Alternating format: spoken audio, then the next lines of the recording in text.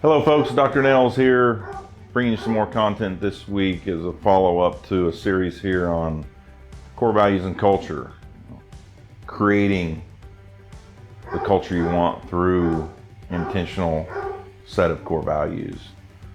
So we've been discussing what is culture and how we got to where we're at here, and some other peoples that we looked at to give us ideas, which we've read plenty about it from other people.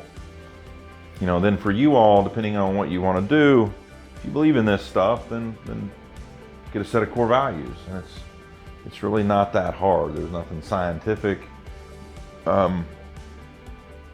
There's no right or wrong answer.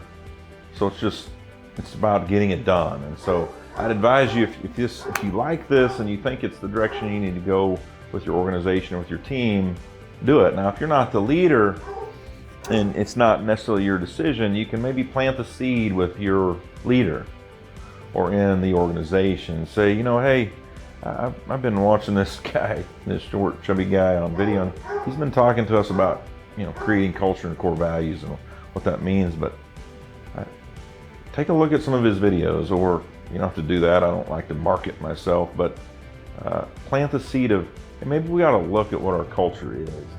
Maybe we ought to look at establishing a set of core values, or maybe the core values were done a long time ago.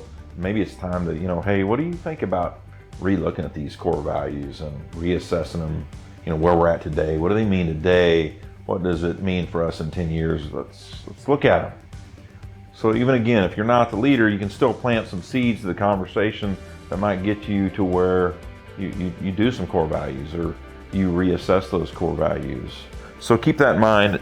Now, if you get to the point where you're going to do it, I'm going to read a few things here if you don't mind, but in terms of starting your core values, it's simply getting your team together and start going through the process.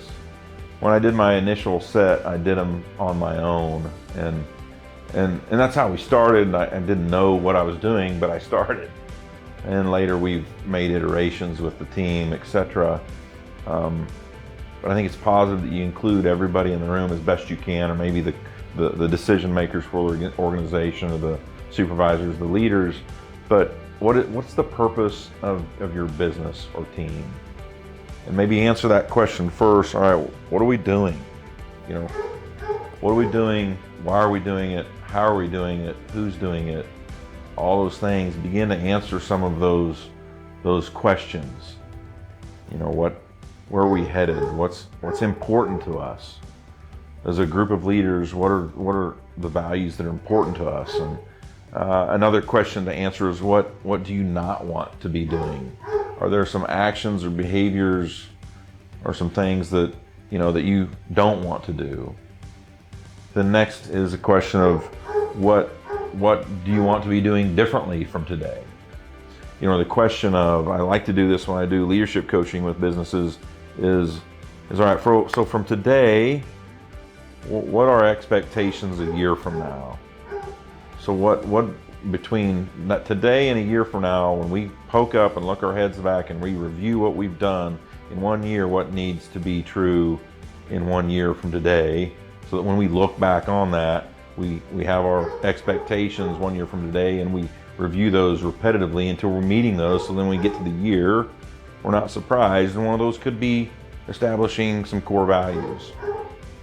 And lastly, when it comes to establishing core values, it's all about behavior.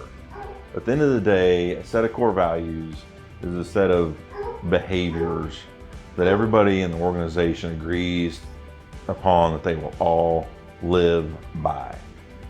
And not just in the business, but out the business. Not just inside the business, but outside of the business. That's my recommendation. Now, you can't always make all that work. Their outside lives is out of our control, and I get that, but we can still maybe talk about it. Hey, here we're going to behave this way, and we would love outside of these walls. We want great success for you outside of these walls. That's how we talk to people here, because we do. We care about their personal lives, and we want them to be successful outside of these walls. But what are the behaviors that you want to embody? What's important to you or that group of leaders? For me, the first core value that popped up from day zero when I started them, and it's still number one is work hard. It's work hard, play hard, as a matter of fact. And my play hard has slowed down, which is probably good. My wife appreciates that. But work hard, I will outwork anybody. And if I'm competing, I'm going to outwork them. And that's just who I am. So for us, work hard is very, very important. Communication is very important to us.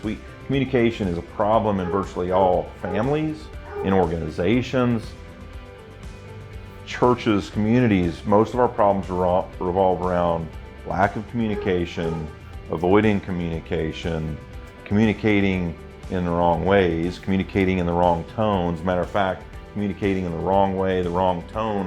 I did with my son and my wife today already. Just to give you, it's August 8th when we recorded this. I didn't communicate right with them and in the wrong tone. Communication, high levels of communications is very important to us. We still fail at it. Honesty, integrity, those are things that are very important to me. If we can't be honest, and everybody can't be 100% honest and not lie, fake, or hide things, if they do those and they're not honest, they won't work if I'm in any part of any organization. I think most people believe in that.